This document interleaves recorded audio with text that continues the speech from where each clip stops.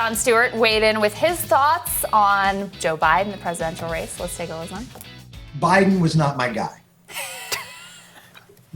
Wasn't even in the top 4 or 5. I was more of a Sanders Warren. There's a humility to the randomness of tragedy that brings about a caring that can't be faked and it can't be contrived. And what I think in this moment this country needs is a leader of humility. It's interesting to see that, though. It is. Yeah. I mean, he's such an astute observer because that is Biden's sort of best core appeal and best quality is he's been through these horrific tragedies in his life. And so when people are suffering, he is very good at that empathetic quality. It's also, though, hilarious to hear Jon Stewart, number one, reveal that he was a Bernie guy. Yeah, I do think that. Would have been maybe nice for him to speak up during the primary, just saying. But also, he's like, it wasn't my top 4 or 5, probably. He was like, maybe better than Hickenlooper, maybe a little worse than Inslee. Who was up there? Steve Bullock? Yeah. It's like Bernie, Warren, Bullock, Hickenlooper, Inslee, then Biden or something.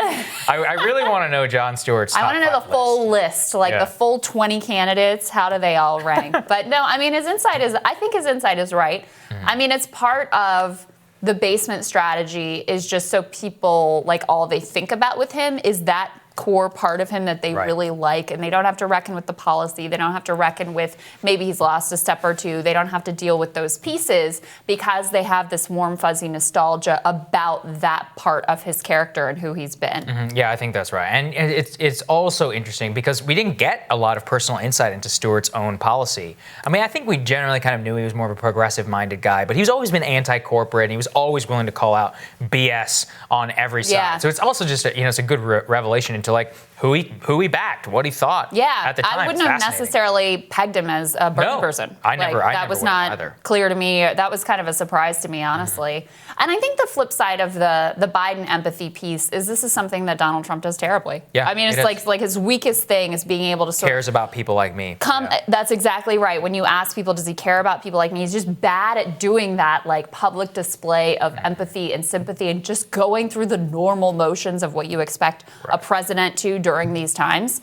And I think as we've discussed on this show, that's part of why seniors in particular have really fled from him, where they want something that's just sort of normal and safe and comfortable and looks like what they've recognized from the past. Yeah, I think that's right. I mean, so Stewart nailed it, and cool insight into what he actually thinks. Indeed. So there we go. All right, tomorrow on Rising, we're going to have friend of the show, David Sirota, on the show.